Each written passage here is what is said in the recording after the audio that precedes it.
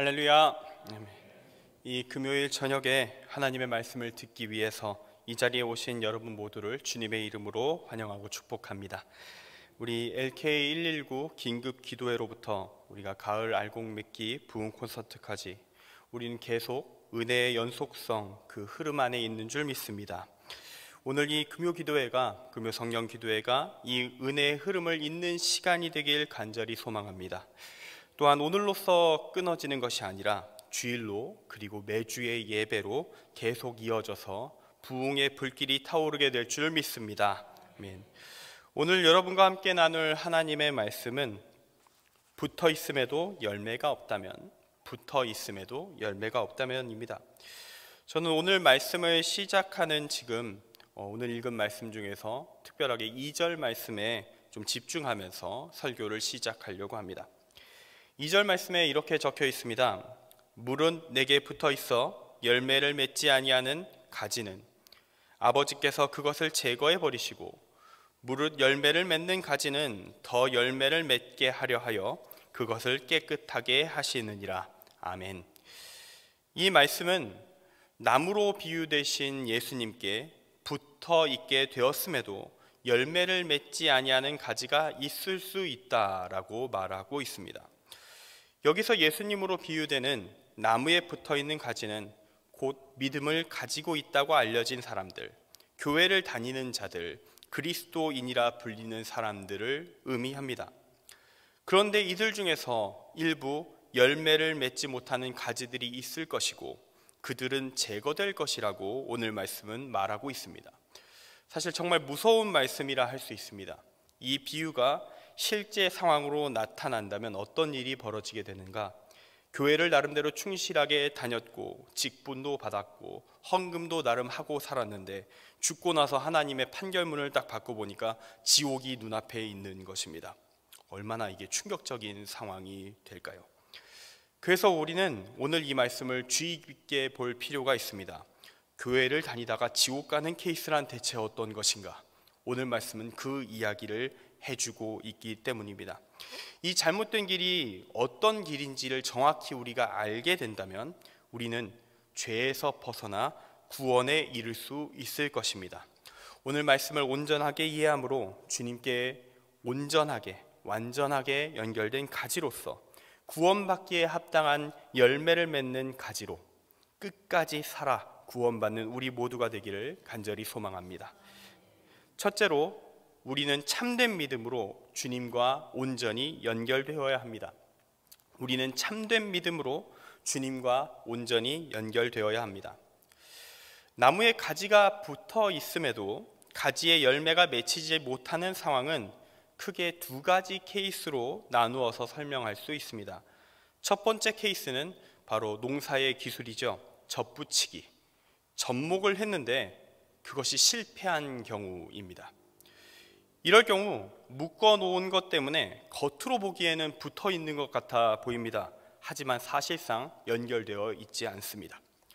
그리고 두 번째 케이스는 이 가지가 한때 나무와 잘 연결되어 있었는데 이게 포도 열매를 맺기에 적절치 못한 가지다 라고 농사를 하는 사람이 판단을 하여서 가지치기 하는 과정 중에 잘려나가는 경우가 되겠습니다. 오늘 이 두 가지 케이스 중에서 우리는 먼저 이 첫 번째 케이스, 접목이 실패한 경우에 대해서 한번 확인해 볼 것입니다. 젖붙이기, 접목이 성공하려면 조건이 미리 성립될 것이 있습니다. 약간의 전문 용어가 나오게 되는데요. 일단 접목을 하는 식물에 일명 관다발 형성층이라는 것이 있어야 합니다. 뭔 말인지 아시는 분도 있고 모르시는 분도 있을 겁니다. 현재 대한민국의 교육과정상 중학교 1학년 과학 시간에 나오게 되는 이야기입니다. 배운 기억이 나시는 분이 얼마나 있을지 모르겠습니다. 저도 기억이 안 나더라고요. 그래서 이번에 본문 말씀 연구하면서 잊어버렸던 지식을 다시 한번 되찾는 은혜를 경험할 수 있었습니다. 사실 이런 망각 현상은 매우 자연스러운 일입니다. 우리는 세월의 흐름 속에서 우리가 지금 몸담고 있는 분야, 지금 일하고 있는 분야에서는 그 누구보다도 강력한 뛰어난 전문가로 세워져 가지만 다른 부분의 지식은 점점 날아가는 게 정상적인 것입니다. 그래서 정치학에서는 일명 연설문을 쓸 때 글의 수준을 중학생 수준에 맞추어야 한다라고 이야기합니다. 그래야 모든 사람이 이해할 수 있는 글이 나온다라고 이야기하고 있습니다. 그래도 아무래도 그래도 지식을 쌓는 차원에서 말씀을 온전하게 이해하기 위한 차원에서 잠깐 중학교 생물 시간으로 들어가 보도록 하겠습니다. 식물은 크게 쌍떡잎 식물과 외떡잎 식물로 구분할 수 있는데요. 그리고 관다발 형성층, 즉 접목하기 위한 이 조건이 성립되는 식물은 쌍떡잎 식물입니다. 외떡잎 식물은 접목이 안 됩니다. 일단 쌍떡잎 식물이다. 쌍떡잎 식물이다. 이게 접목이 이루어지기 위한 첫 번째 조건이 되겠습니다. 역시 전문 용어는 발음이 참 쉽지 않습니다. 두 번째 조건은 유전적으로 차이가 없어야 한다는 것입니다. 소나무와 벚나무를 서로 접붙인다, 불가능하다는 이야기죠.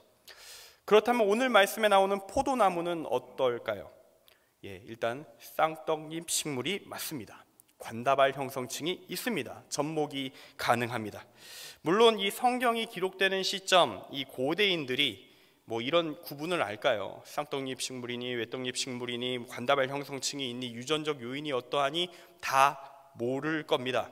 하지만 그들은 농사의 경험을 통해 포도나무의 접목이 가능하다라는 사실을 모두 알고 있었습니다. 제대로 된 농부라면 그런 의미에서 어지간해서는 접목에 실패할 일이 없다고 할 수 있습니다.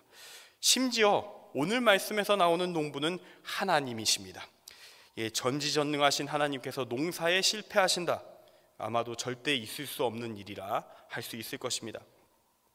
그런데 오늘 말씀을 이 접목을 한 케이스라고 본다면 이 접목이 실패했다라고 볼 수 있습니다.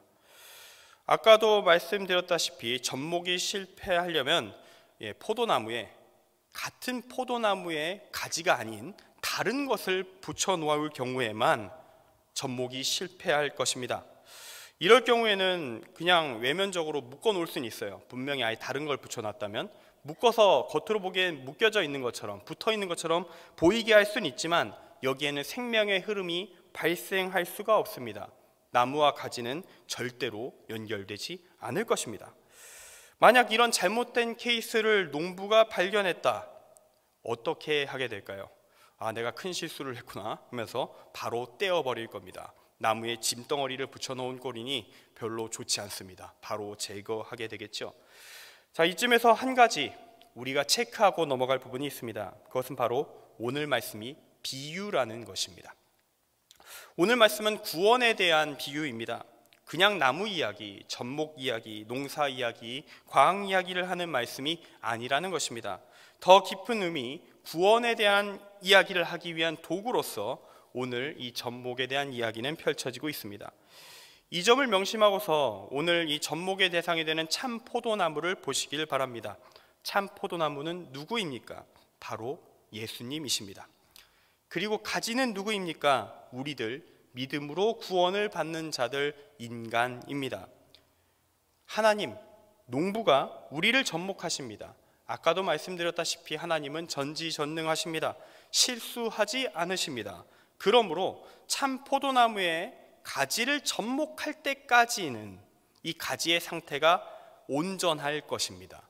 접목하기에 합당한 완벽한 믿음을 완전히 갖춰서 예수님과 연결되기에 부족함이 없는 상태일 때 하나님은 포도나무와 연결을 지을 겁니다. 그럼에도 불구하고 분명 연결할 땐 멀쩡했는데 접목한 가지들 중에 일부가 나중에 이상 현상을 보여주기 시작합니다. 더 이상 포도나무의 가지가 아니게 되었습니다. 변질되었다는 것이죠.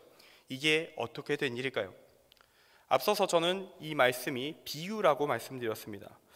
우리가 오늘 말씀처럼 비유를 쓰는 말씀을 볼 때 잊지 말아야 할 것은 비유는 쉽게 설명하기 위한 도구이지 완벽하게 전체 내용을 설명할 수는 없다는 것입니다. 생각해 보십시오. 현실 속에서 나무가 있습니다. 그 나무의 가지들 중에 몇 개의 나뭇가지만, 전체가 바뀌는 것도 아니고 몇 개의 나뭇가지만 종이 바뀔 수 있을까요? 유전자가 변이할 수 있을까요? 딱 그 부분만? 말이 안 되는 얘기입니다. 이미 하나로 연결된 이상 한 몸인데 몸통 빼놓고 나뭇가지만 뚝 종이 바뀐다. 있을 수 없는 이야기지요.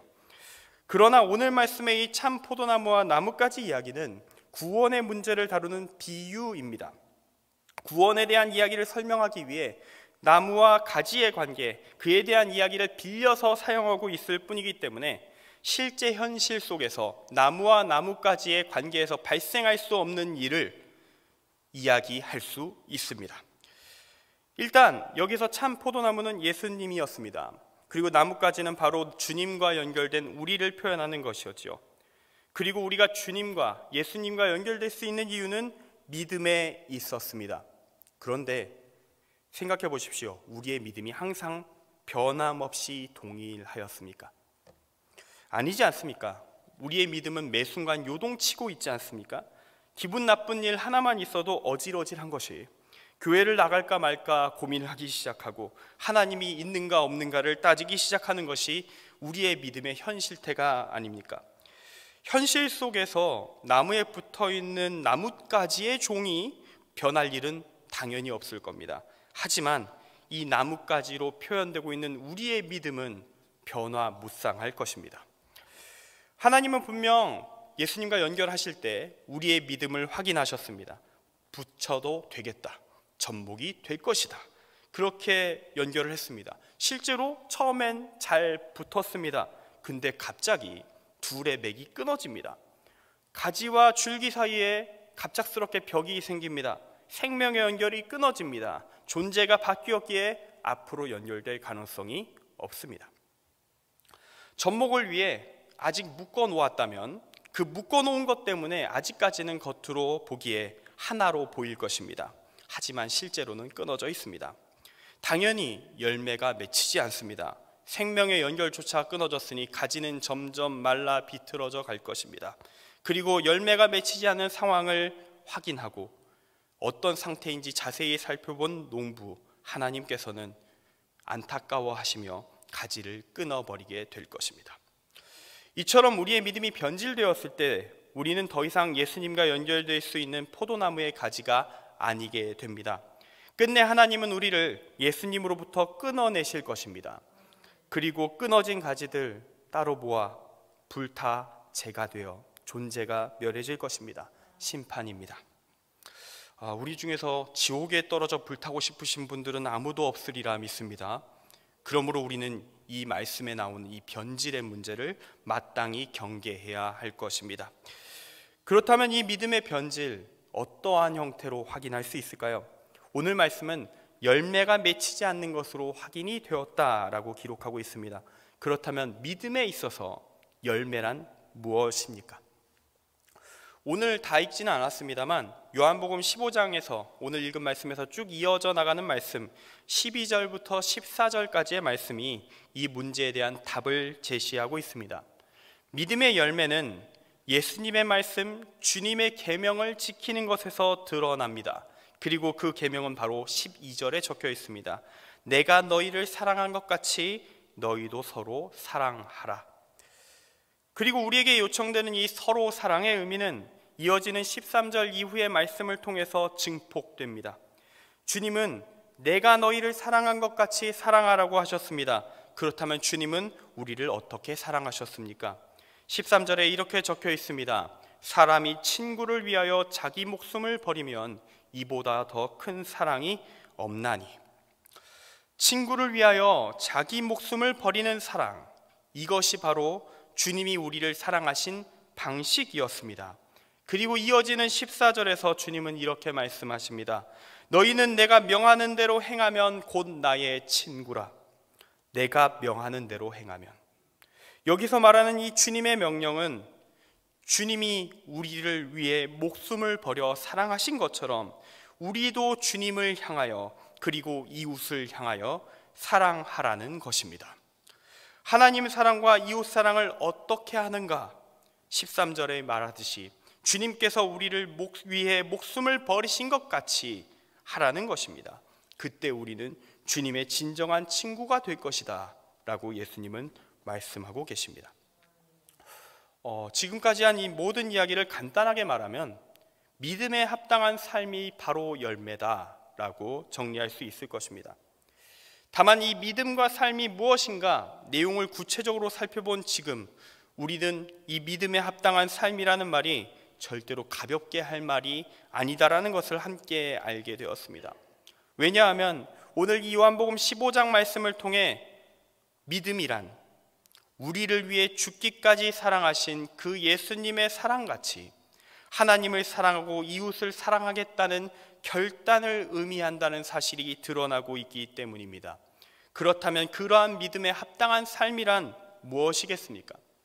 그 결단에 합당한 실제적인 사랑을 이 현실 세상 속에서 실천하며 살아가는 삶을 의미합니다. 그 삶의 가치와 무게는 절대로 가볍지 않습니다. 그리고 여기서 우리가 한 가지 더 생각해 볼 부분이 발생합니다. 우리가 믿음으로 주님과 연결되는 것이지 않습니까? 그런데 조금 전에 우리가 믿음이 무엇인지 살펴보지 않았습니까? 오늘 요한복음 15장 말씀에서 예수님께서 제시하시는 그 믿음이란 무엇이었습니까? 서로 사랑의 계명의 의미는 무엇이었습니까? 우리를 위해 죽기까지 사랑하신 그 예수님의 사랑같이 하나님을 사랑하고 이웃을 사랑하겠다는 결단이었습니다. 그런데 이 믿음 우리 모두 가지고 있습니까? 진짜 말씀을 묵상하면서 사실 제가 이 말씀 가지고 설교를 한두 번 한 건 아니지만 이번에 설교 준비하면서 사실 이건 새롭게 제가 확인하고 그동안 지나쳐왔던 게 보이게 된 말씀입니다. 사실 준비하면서 너무 마음이 무거웠고 지금 분위기도 무겁습니다. 무겁게 될 걸 알면서도 고민하던 끝에 그렇다고 말을 바꿀 수는 없지 않습니까? 보였는데 피할 수는 없고 그래서 그대로 전하고 있습니다. 이 생각이 들더라고요. 지금 나는 주님께 붙어 있을까? 믿음의 변질과 연결의 끊어짐 여부를 논하기 이전에 나는 정말로 이 말씀에 따른 믿음을 내 믿음으로 가지고 주님과 연결된 상태가 맞을까? 혹시 나는 하나님의 포도원, 주님이 다스리시는 이 교회에서 아직 포도나무에 연결조차 되지 못한 채 어딘가 떨어져 있는 나뭇가지는 아닐까?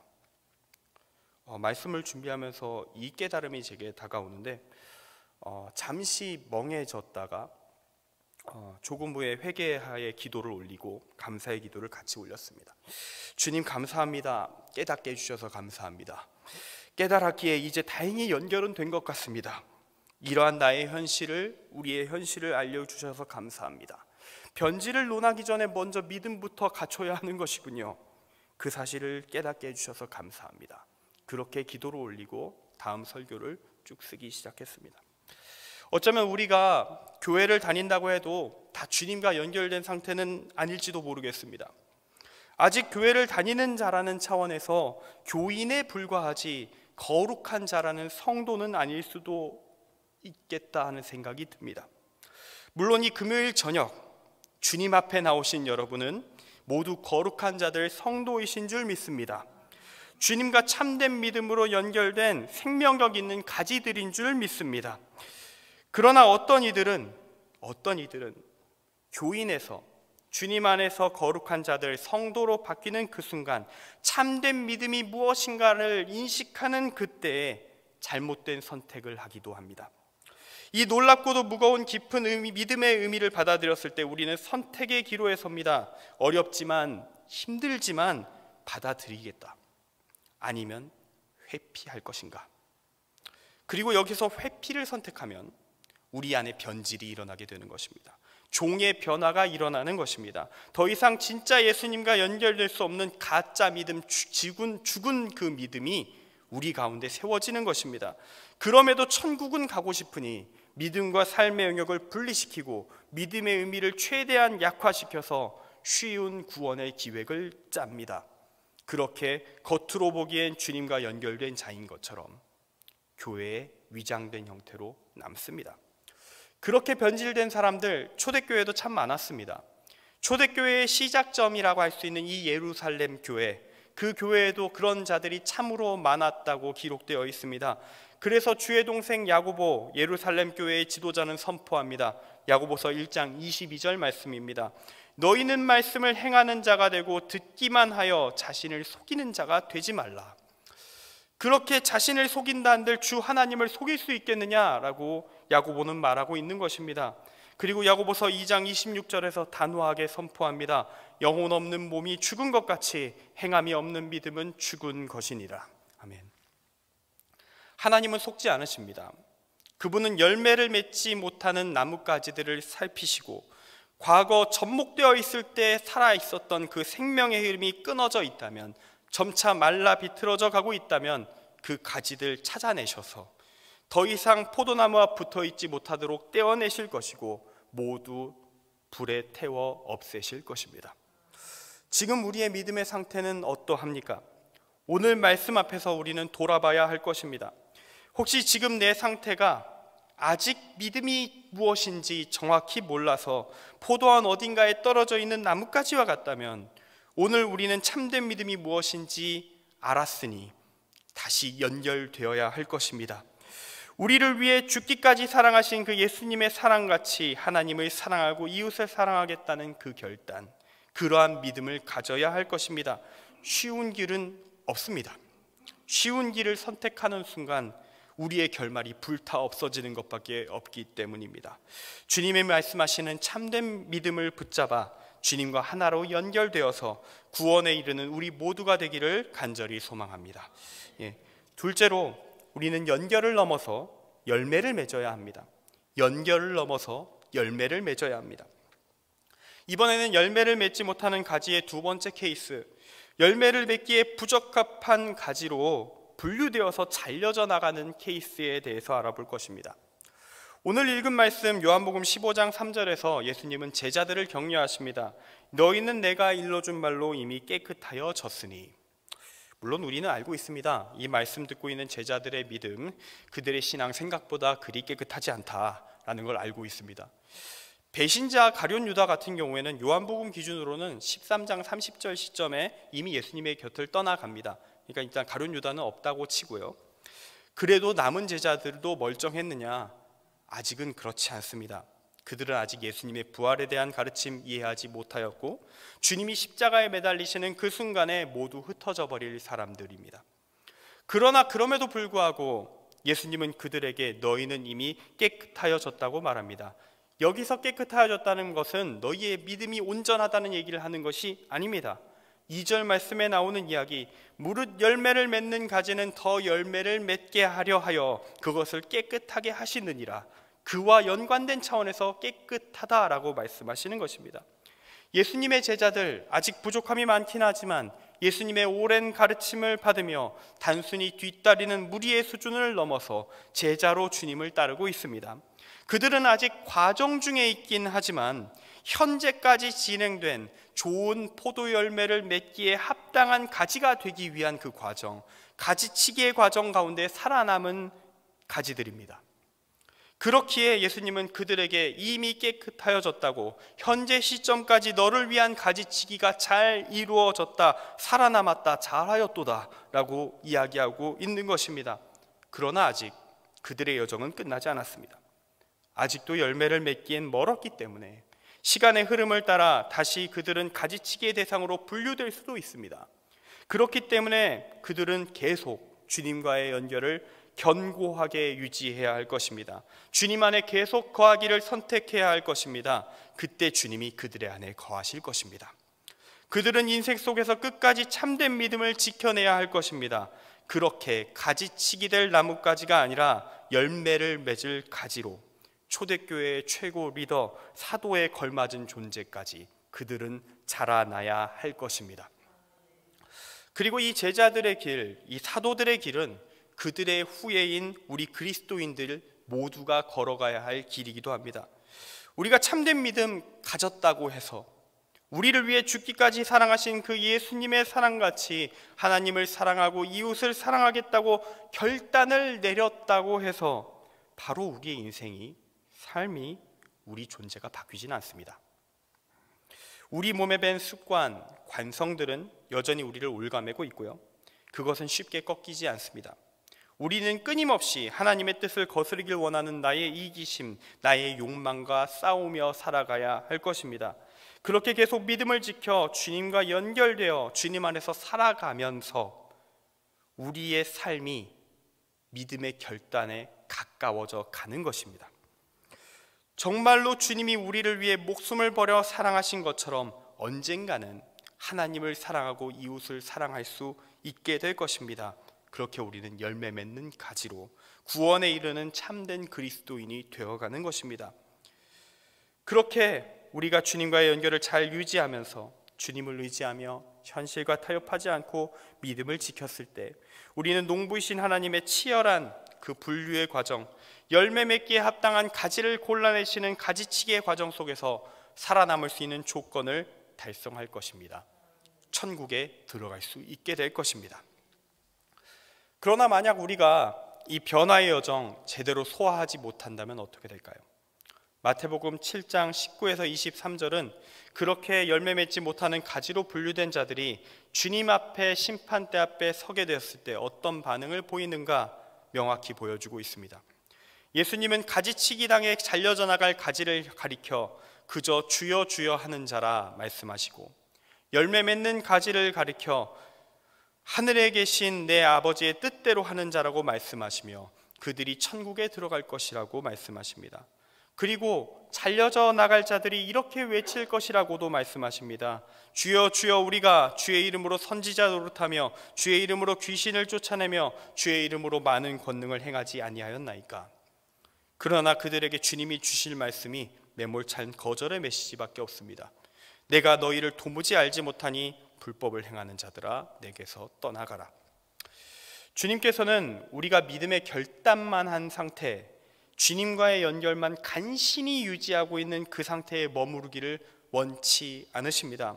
그렇기에 믿음이 무엇인지는 그래도 알았지만, 인정하고 받아들이긴 했지만 그 믿음의 결단을 삶의 영역으로 적용하는 것이 두렵고 떨려서 무서워서 실제로 아무것도 하지 않으며 사실상 믿지 않는 자와 다를 바 없는 삶을 살고 있다면 그렇게 애매하게 연결되어 양분만 빨아먹고 있는 가지 끝내 잘려져 나갈 것이라고 말씀하시는 것입니다. 그리고 그 믿음과 삶의 일치된 모습은 어떠해야 하는가? 우리의 인생 전체에 걸쳐서 유지되어야 한다고 말씀하십니다. 한때 믿음이 좋았을 때 주의 이름으로 선지자 노릇하며 주의 이름으로 귀신을 쫓아내며 주의 이름으로 많은 권능을 행했다 할지라도 그가 끝까지 하늘에 계신 내 아버지의 뜻대로 하는 자의 모습을 유지할 수 없다면 주님은 심판대 앞에서 그를 향해 나는 너를 모른다 라고 말씀하실 수 있다는 것입니다. 오늘 이 금요일 밤 이 귀중한 시간 주님 앞에 나와 내어드린 여러분은 모두 주님과 굳게 연결된 가지, 깨끗함을 받는 가지치기의 과정을 지금까지 모두 통과하신 분들인 줄 믿습니다. 여러분은 지금 다 깨끗하여진 자들입니다. 그 믿음, 그 믿음에 합당한 삶의 모습, 우리의 인생이 끝날 그때까지 지켜질 줄 믿습니다. 그렇게 마지막 때에 수없이 많은 버려진 가지들이 모여져 태워질 그때에도 우리 모두 주님께 그대로 붙어 있어서 열매를 맺어 구원에 이를 수 있기를 간절히 소망합니다. 끝으로 우리는 우리의 현실 위에 서서 사랑을 실천해야 합니다. 우리는 우리의 현실 위에 서서 사랑을 실천해야 합니다. 오늘 말씀의 제목은 붙어 있음에도 열매가 없다면 이었습니다. 그리고 말씀을 통해서 우리가 확인한 것은 어떤 케이스로 열매가 없든지 간에 상관없이 주님께 붙어 있음에도 불구하고 열매가 없다면 모두 심판의 대상이라는 것이었습니다. 우리가 살 길은 단 하나입니다. 끝까지 참된 믿음 안에서 주님과 잘 연결되어서 믿음에 합당한 삶의 열매를 맺어 구원에 이르는 것, 이것만이 유일한 구원의 길인 것입니다. 사실 제가 지금까지 믿음의 변질에 따른 접목의 실패, 열매 맺기에 부적합한 가지들이 가지치기 당하는 것, 이 두 가지를 구분해서 나눠서 설명드렸지만 실제 우리 현실은 이 모든 일이 복합적으로 계속 연속적으로 또한 일어나고 있습니다. 우리는 잘 접목되었다가 변질되어 떨어지기도 하고 다시 정상을 회복해서 붙어 있었다가 또 상태가 온전치 못하다고 하여 또 가지치기 당해 떨어지기도 하고 그리고 또 회복해서 다시 접목되기도 합니다. 우리는 그것을 끊임없이 반복하면서 믿음의 삶을 끝까지 가는 것입니다. 우리의 주변을 둘러보십시오. 얼마나 많은 사람들이 믿음의 여정 가운데 낙오하였고 얼마나 많은 사람들이 또한 돌아오기를 반복하였습니까? 그런데 안타까운 사실은 우리가 실제 경험하는 현실은 항상 돌아오는 이들보다 낙오하는 자들이 좀 더 많은 것 같다라는 것입니다. 교회 학교를 쭉 보고 있으면 특히 변질로 인한 절단과 가지치기의 과정이 어떻게 이루어지는지 확연히 느낄 수 있습니다. 왜냐하면 학년이 올라가면 올라갈수록 본래 있던 이들이 줄어들기만 합니다. 늘어나는 건 없어요. 본래 있던 이들이 줄어들기만 합니다. 교회가 부흥해서 계속 전도가 이루어지면요, 외부 유입이 많으니까 그것 때문에 겉으로 보이는 숫자상으로는 분명 줄지 않을 수 있습니다. 근데 구성원 개개인으로 접근해서 기존 유치부 때 보이는 이들이 청년까지 믿음을 가지고 살아남는 경우를 계산하기 시작하면 생각보다 많이 살아남지 못한다는 걸 확인하게 됩니다. 그리고 청년이 또 청장년이 될 때도 떨어져 나가고, 청장년이 또 장년이 될 때도 떨어져 나가고, 장년이 돼서도 어느 순간 또 떨어져 나갑니다. 이렇게 되는 이유는 간단합니다. 사람은 성장하며 각 시기별로 믿음과 다른 무언가 사이에 선택해야 될 기로에 계속 그런 순간들을 맞이하게 되어 있습니다. 그때 누군가는 믿음을 지키고 누군가는 믿음을 버리는 일이 계속 반복됩니다. 이때 교회학교 각 부서의 과제는 이 각 시점에 발생하는 시련은 넘어설 만한 믿음을 최대한 많은 이들이 갖추게 하는 것, 그래서 가능한 다 살리는 것, 그게 목적이 되겠죠. 근데 그게 참 쉽지는 않습니다. 그리고 성장을 다 마쳐서 성인이 된 후에도 각 개인별로 인생의 풍파가 닥쳐올 때마다 누군가는 살아남고 누군가는 떨어져 나갑니다. 그리고 이번에 우리가 같은 코로나와 같은 정말 전 세계를 뒤흔드는 풍파가 오면 개인이 아니라 아예 단체 규모로 수십 퍼센트 규모로 사람들이 떨어져 나가는 것을 우리는 보게 됩니다.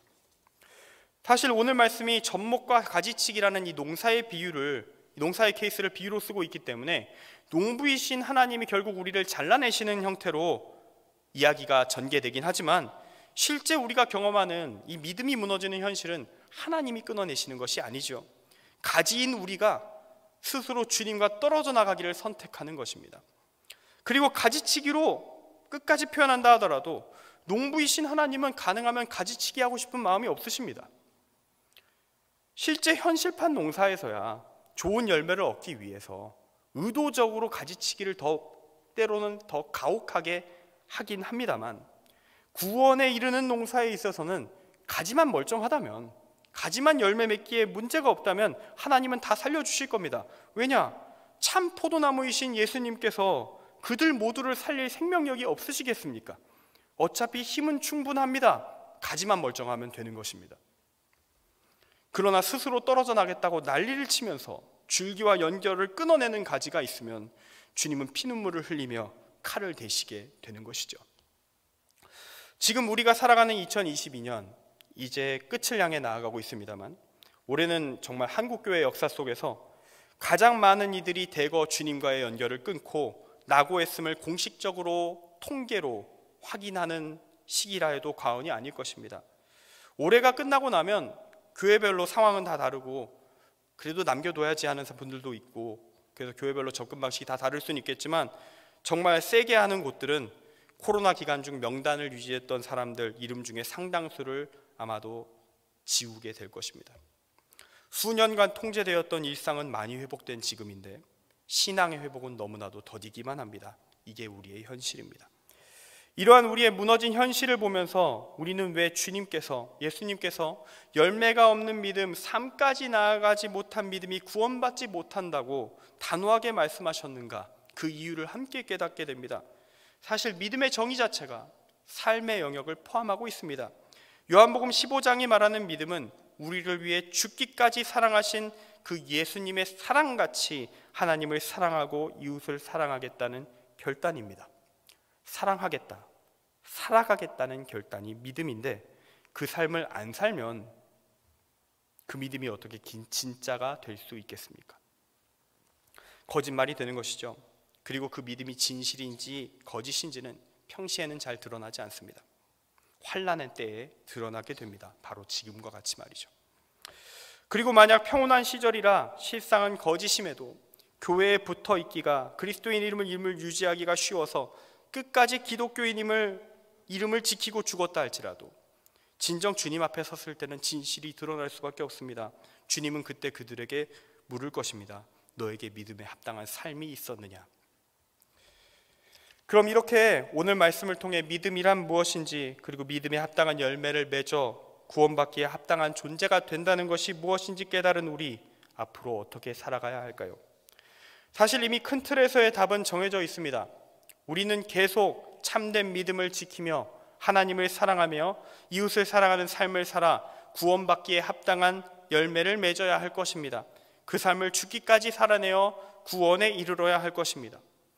그런데 제가 이렇게 여러분에게 이렇게 사랑하고 또 사랑하라는 구호를 외치는 것으로 오늘 설교를 마무리하게 된다면 아무래도 여러분에게 오늘 말씀이 제대로 다가오진 않을 것 같습니다. 왜냐하면 이 사랑이 구체적으로 실현되기 위해서는, 실천되기 위해서는 그 사랑이 우리의 현실 위에 서야 하기 때문입니다. 그렇기에 저는 오늘 여러분이 사랑을 가장 실천해야 할 현실의 터전을 조금 더 구체적으로 제시해 드리면서 오늘 말씀을 마무리하려고 합니다. 그곳은 바로 우리 오목천 교회입니다. 사랑의 범주는 물론 계속 얼마든지 늘려갈 수 있습니다. 우리 오목천 교회만이 아니라 한국 교회까지 늘려도 되고요. 이 코로나로 인해 무너져버린 이 나라 전체로 옮겨도 되고요. 전쟁으로 신음하는 세계로 옮겨도 괜찮습니다. 이 흔들리는 터전들 위해서 우리는 모든 공간에서 사랑을 해야 함이 마땅합니다. 그런데 범위를 확장하면 확장할수록 우리가 알게 되는 게 있습니다. 참으로 모호해집니다. 우린 뭘 해야 할까요? 세계 평화를 위하여. 그렇기 때문에 우리는 먼저 좁은 곳부터, 당장 우리 눈앞에 있는 곳부터 볼 때에 사랑을 실천할 수 있게 되는 것입니다. 그래서 오늘 마지막 적용의 말씀을 우리 오목천 교회를 우리의 사랑의 실천의 터로 삼아 정리하는 것으로, 말씀을 전하는 것으로 마치려 합니다. 먼저 우리는 우리의 잃어버린 영혼들을 사랑해야 합니다. 2020년부터 올해 2022년까지 코로나 3년의 기간 동안 돌봄의 사각지대에서 잃어버린 영혼들이 정말로 많습니다. 아이, 학생, 청년, 청장년, 장년, 노년을 가리지 않고 우리는 정말 많은 영혼들을 잃었습니다. 어쩌면 지금 우리에게 남아있는 그들에 대한 정보가 정말 이름과 연락처 정도밖에 남지 않았을 수도 있습니다. 관계 있는 사람마저도 지금 보이지 않을 수도 있습니다. 이제 우리는 그들을 찾아야 합니다. 스스로 돌아올 수 있는 시기는 훨씬 전에 지난 것 같습니다. 이미 골든타임이 지나갔다고, 아마도 돌아올 일 없을 것 같다고, 그러므로 우리는 다른 데 집중해야 된다, 이렇게 말할 수도 있습니다. 그것은 현실적인 답변이죠. 하지만 그렇다고 해서 우리가 아예 행동하지 않는다면, 그들을 찾지 않는다면 그나마 살아남을 가능성이 있는 자들마저도 모두 죽게 될 것입니다. 우리가 진실로 사랑하는 자, 믿음이 있는 자라면 그들을 외면할 수 없습니다. 그들을 외면하시는 것이 곧 우리의 믿음 없음을 증명하는 것이기 때문입니다. 그리고 우리는 우리의 교회를 사랑해야 합니다. 영혼들을 잃어버렸다는 말은 곧 교회의 조직이 약화되었다는 말과 같습니다. 일꾼이 줄어들었음을 의미합니다. 그런데 역설적으로 이렇게 무너졌을 때, 약화되었을 때 그 조직을 다시 재건하고 새롭게 일으키기 위해서는 더 많은 일꾼들이 필요합니다. 더욱 많은 헌신이 요구됩니다. 그래서 재건이란 참 어려운 일이라 할 수 있습니다. 사람은 줄었는데 할 일은 많으니 생각만 해도 부담이 몰려옵니다. 그러나 힘들다고 해서 아무것도 하지 않으면 긍정적인 변화는, 회복은 있을 수가 없습니다. 우리의 교회가 다시 세워지는 역사는 우리 가운데 교회를 사랑하는 이들이 더욱더 많이 일어나 지금 비어있는 자리들이 채워져 나갈 때 비로소 이루어지기 시작할 것입니다. 부흥은 앉아있을 때 일어나는 것이 아니라 교회를, 사랑을 품고 움직이는 사람들이 있을 때 이루어지는 것이기 때문입니다. 마지막으로 우리는 이 모든 사랑의 실천을 하나님께 기도하며 행해야 할 것입니다. 오늘 읽은 말씀 요한복음 15장 7절에서 예수님은 이렇게 말씀하십니다. 너희가 내 안에 거하고 내 말이 너희 안에 거하면 무엇이든지 원하는 대로 구하라. 그리하면 이루리라. 아멘. 이 7절 말씀의 의미는 당연하게도 예수 믿으면 원하는 대로 다 이룰 수 있는 도깨비 방망이를 얻는다는 것, 그런 거 아닙니다.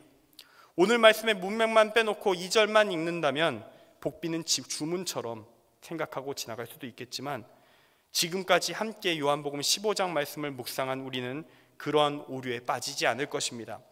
우리가 주님 안에 거하고 주님의 말씀이 우리 안에 거하고 있다면 우리는 주의 뜻대로 참된 믿음을 따라 하나님 사랑과 이웃 사랑의 큰 맥을 따라 기도할 것입니다. 그러한 상태에 우리가 원하는 것이란 오직 하나님 사랑과 이웃 사랑 외엔 없을 것이기 때문입니다. 우리는 그 사랑의 마음으로 주께 기도해야 할 것입니다. 잃어버린 영혼들을 되찾게 해달라고, 다시 한번 부흥을 달라고, 나의 믿음을 바로 세워달라고 기도해야 할 것입니다. 그렇게 주의 뜻을 담아 사랑의 실천을 구하며 나아가는 그 기도, 주님께서 결코 외면하지 않으실 것입니다. 그리하면 이루리라고 약속하셨으니 필히 이루어질 것입니다. 이제 말씀을 마칩니다. 9절부터 10절 말씀을 읽어드리고 오늘 말씀을 마치려 합니다. 말씀을 천천히 새기시며 다시 한번 현재 나의 믿음을 돌아보시길 바랍니다. 이 말씀이 우리 마음 가운데 새겨져서 주님 안에 모든 순간 거함으로 참된 믿음 안에서 구원에 합당한 열매를 맺어가는 우리 모두가 되기를 간절히 바랍니다. 봉독해 드립니다. 아버지께서 나를 사랑하신 것 같이 나도 너희를 사랑하였으니 나의 사랑 안에 거하라. 내가 아버지의 계명을 지켜 그의 사랑 안에 거하는 것 같이 너희도 내 계명을 지키면 내 사랑 안에 거하리라. 아멘. 기도하겠습니다.